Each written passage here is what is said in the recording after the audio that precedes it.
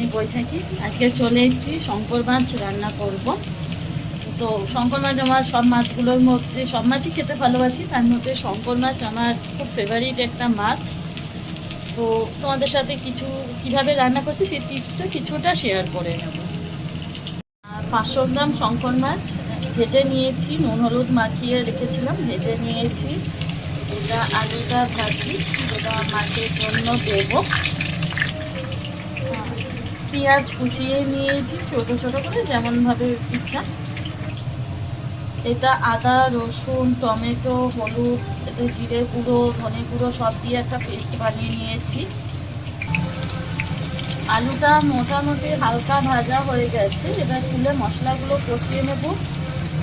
তারপর আলুটা দিয়ে আবার একটু সিদ্ধ হওয়ার জন্য দেবো, লাস্টে মাছটা দেবো। আস্তে আস্তে তোমাদের সাথে সেটাও শেয়ার করে দিই।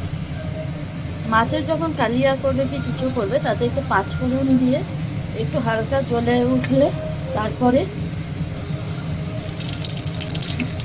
মাছের পেঁয়াজটা দেবে, তাতে স্মেলটা খুব সুন্দর হয়।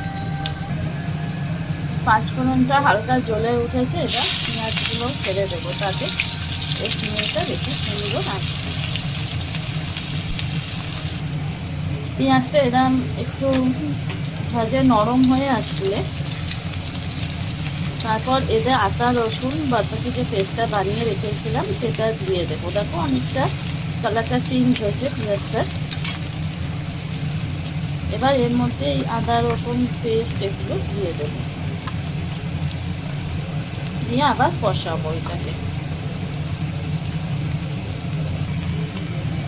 পেস্টটা কড়াইতে দিয়ে দিলাম, এবার এটাকে ভাজা ভাজা করবো যতক্ষণ না পেস্টটা থেকে ভালো করে তেল ছাড়ে ততক্ষণ অবধি এটাকে নাড়বো।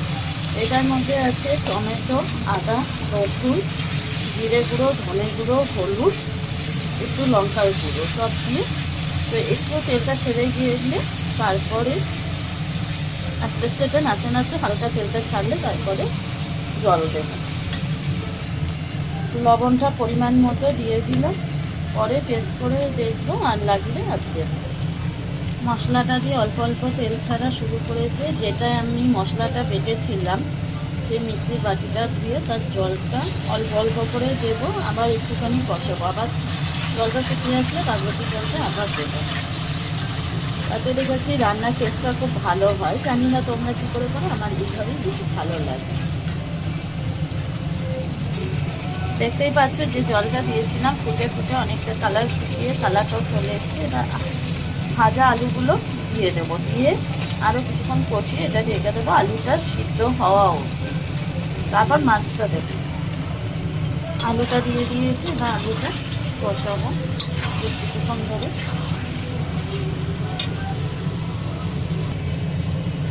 আলুগুলো 10 মিনিট মতো ঢেকে দিয়েছিলাম, পুরো আলুগুলো সিদ্ধ হয়ে গেছে।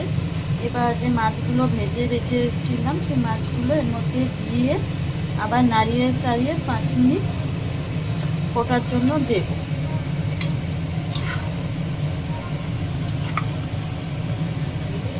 দেখতেই পাচ্ছ কত সুন্দর কালারটা এসছে।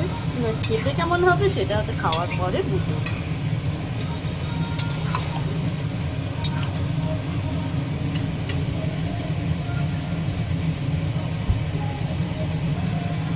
অনেকটা শুকিয়ে গেছে, তাই একটুখানি জল দেবো যাতে একটু ফোটে ভালো করে যায়। এটা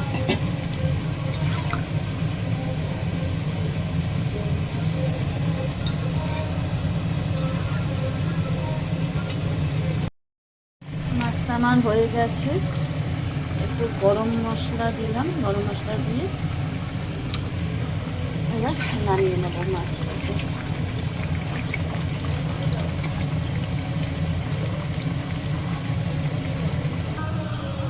মাছ রান্না কমপ্লিট। এবার খেয়ে জানাবো কেমন হয়েছে। এখন না খাওয়া অবধি বুঝতে পারছি না, অল্প টেস্ট করে তো দেখলাম ঝাল নুন সবই ঠিক আছে।